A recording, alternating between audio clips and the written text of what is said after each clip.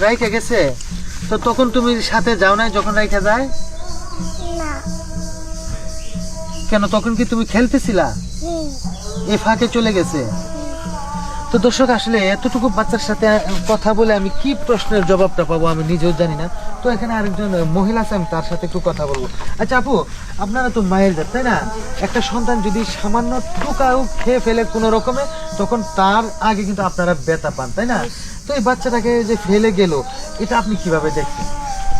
এটা আমার মনে হয় না যে তার জন্মদাতা মা হলে কখনো সন্তান এইভাবে ফেলে যেতে পারে না। এখন আসলে কি বলবো, আমি তো এখানে রায়া, আমি বাচ্চাদেরকে দেখাশোনা করি, এমনকি খাওয়াতে অনেক চেষ্টা করি। বাচ্চারা কিছুতে মুখ খোলে না, কোনো কথাই বলে না, আমাদের কোনো কথা শুনে না। এখন আমরা চাচ্ছি যে যতটুকু পারি, আমি তো একজন নারী, আমি তো একজন মা, আজ না হয়ে কাল তো হবো, তো আমি যতটুকু পারি আমার নিজের সন্তানের মতো আমি রাখার চেষ্টা করবো। কিন্তু এই পর্যন্ত কোনো খোঁজ খবর পাই নাই এখনো। তাই? হ্যাঁ, কেউ যোগাযোগ করে নেই আমাদের সাথে। বাচ্চাকে অনাথ আশ্রমে ফেলে গেলেন বাবা মা, কিন্তু কেন, বিস্তারিত জানতে চাইবো অনাথ আশ্রমের কর্মচারী ও কর্মকর্তাদের কাছ থেকে। তো কাকা, আসসালামু আলাইকুম। ওয়ালাইকুম আসসালাম।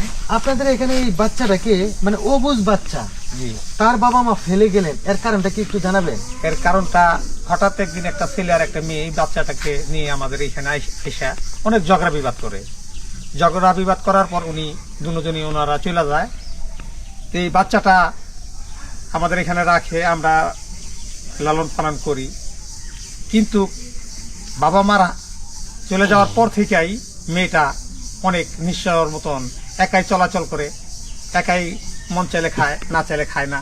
কিন্তু আমরা চেষ্টা করি যে মেয়েটাকে আমরা অনেক ভালোভাবে রাখার জন্য।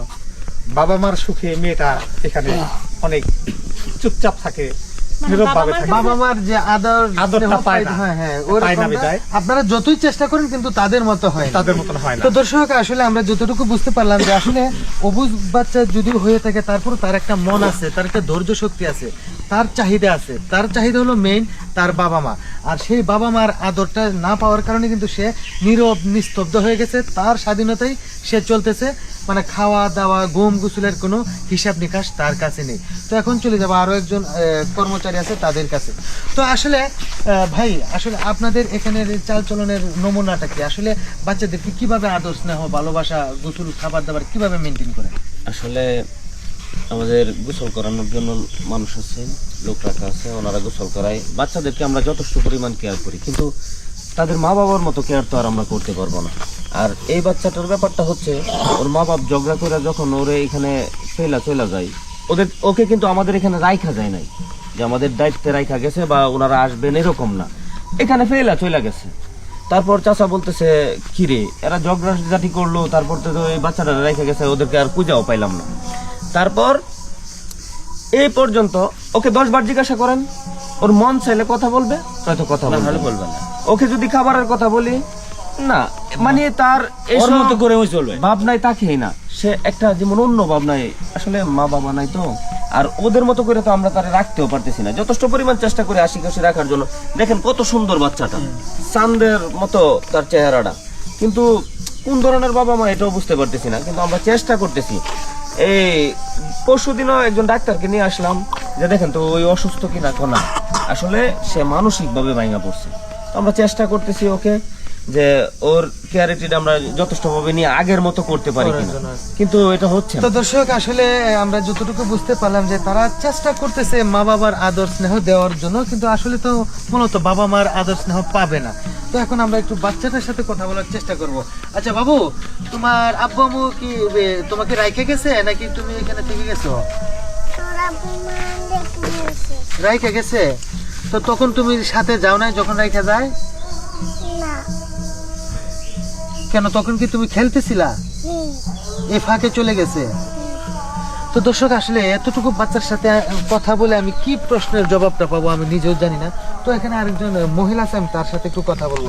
আচ্ছা আপু, আপনারা তো মায়ের জাত, তাই না? একটা সন্তান যদি সামান্য টুকাও খেয়ে ফেলে কোনো রকমে, তখন তার আগে কিন্তু আপনারা ব্যথা পান, তাই না? তো এই বাচ্চাটাকে যে ফেলে গেল, এটা আপনি কিভাবে দেখছেন? এটা আমার মনে হয় না যে তার জন্মদাতা মা হলে কখনো সন্তান এইভাবে ফেলে যেতে পারে না। এখন আসলে কি বলবো, আমি তো এখানে রায়া, আমি বাচ্চাদেরকে দেখাশোনা করি, এমনকি খাওয়াতে অনেক চেষ্টা করি। বাচ্চারা কিছুতে মুখ খোলে না, কোনো কথাই বলে না, কোনো আমাদের কোনো কথা শুনে না। এখন আমরা চাচ্ছি যে যতটুকু পারি, আমিও তো একজন নারী, আমিও তো একজন মা, আজ না হয়ে কাল তো হবো, তো আমি যতটুকু পারি আমার নিজের সন্তানের মতো আমি রাখার চেষ্টা করব। কিন্তু এই পর্যন্ত কোনো খোঁজ খবর পাই নাই এখনো। তাই হ্যাঁ, কেউ যোগাযোগ করে নেই আমাদের সাথে। তো দর্শক, আরো একজন লোক আছে, আমি ওনার সাথেও কথা বলার চেষ্টা করবো। আচ্ছা ভাই, এই যে বাচ্চাটাকে এখানে ফেলে গেল তার বাবা মা, তাদের বাবা মার মন মানসিকতাটা কেমন হতে পারে? একটু সামান্যতম কি আইডিয়া আপনাদের আছে হয়তো? ওনারা নিম্নতম যদি মন মানুষের লোক হইতো তাহলে এরকম ফুটফুটে বাচ্চা কেউ অনাথ আশ্রমে ফালাই থেকে যায়। এমন না তো যে জামাই মরে গেছে, মা ভরণ পোষণ করতে পারে না, বাচ্চা অনাথ আশ্রমে দিয়ে গেছে। আমাদের এখানে যতগুলা বাচ্চা আছে, কারো হয়তো বাপ নাই, কারো হয়তো মা নাই, সংসারে ঠিক মতো তারা লালন পালন করতে পারে না, সেই স্বার্থে 10 জন মিলে 5 জন মিলে বুঝ পরামর্শ করে আমাকে এখানে রাখা যায়। কিন্তু এই বাচ্চাটারে তো বাপ মায় একসাথেই না আমাদের এখানে আমাদের স্যাররেও কিছু বলা কওয়া না, শুধু থুইয়া ঝগড়া করতে করতে তারা গেছে গা। আমি ওই সময় রান্নাঘরে আসছিলাম, মনে করেন তো রান্নাঘরটা দৌড়ে এসে দিয়েছে এই মাসুম বাচ্চাটারে এখানে ফালাই হয়ে গেছে। পরে বললাম যে ঠিক আছে, সব ছেলে পেলে তো আমরা নাম টাম লেহাই রাহি, যদিও কেউ নাই ওর, তাহলে আজকের থেকে আমরাই ওর সব। আশায় আছি যদি ওর বাপ মা কোনোদিন আসে ফিরে, কই একে 6 মাস হয়ে গেল, ওই বাপ মা কেউ খবর নেই। আর এই বাচ্চাটা অন্য 8-10টা বাচ্চার মতো না, ওই একা একা থাকে। তো দর্শক, আসলে আমাদের এই ভিডিওটা তৈরি করার কারণ ছিল যে আসলে এই অনাথ আশ্রম প্রতিষ্ঠানটা কিন্তু সবার জন্য না। আবার কিছু কিছু সময় দেখা যাচ্ছে যে এরকম অসহায় ব্যক্তিদের জন্যই কিছু কিছু কুলাঙ্গার সন্তান আছে, আর কিছু কিছু কুলাঙ্গার বাবা মাও আছে, যাদের কারণে কিন্তু এই অনাথ আশ্রমগুলো আস্তে আস্তে ধীরে ধীরে কিন্তু মানে ফিল আপ হয়ে যাচ্ছে। লোক জায়গা দেওয়ার মতো জায়গাও পাওয়া যাচ্ছে না। কিছু কিছু বাবা মা, এদের বাবা মার মতো যারা নাকি যে পশুর চেয়েও জঘন্য কিছু বলা যায়, তারার মতো লোকেরাই কিন্তু এইসব বাচ্চাদেরকে ফেলে রেখে যায়। আবার কিছু কিছু কুলাঙ্গার সন্তান আছে যারা কিনা বাবা মারে আদর সেবা না করে এরকম জায়গায় ফেলে রেখে যায়। তো আসলে এরকমটা না করে যদি নিজের জায়গা থেকে আপনি বিবেক বিবেচনা করে যদি রাখেন, তাহলে এই বাচ্চাটা কিন্তু অনাথ আশ্রমে বড় হওয়ার জায়গা না, ও কিন্তু আপনার বাবা মার ফ্যামিলি থেকে কিন্তু বড় হওয়ার জায়গা থাকে। তো দর্শক, আমাদের ভিডিও বানানো ছিল এই কারণেই যে কোনোভাবেই যেন কোনো ধরনের এই ধরনের লোক যদি পান যে বৃদ্ধাশ্রমে তার সন্তানকে রেখে আসছে বা বৃদ্ধাশ্রমে তার বাবা মাকে রেখে আসছে, তাহলে সাথে সাথে তাকে এমন একটা শাস্তির ব্যবস্থা করবেন যাতে কোনোভাবেই বৃদ্ধাশ্রম বা অনাথ আশ্রমে কোনো ব্যক্তি বসবাস করতে না হয়। তো দর্শক, যদি ভালো লেগে থাকে এই ভিডিওটা, তাহলে অবশ্যই লাইক কমেন্ট শেয়ার করে আমাদের পাশে থাকবেন। ধন্যবাদ সবাইকে।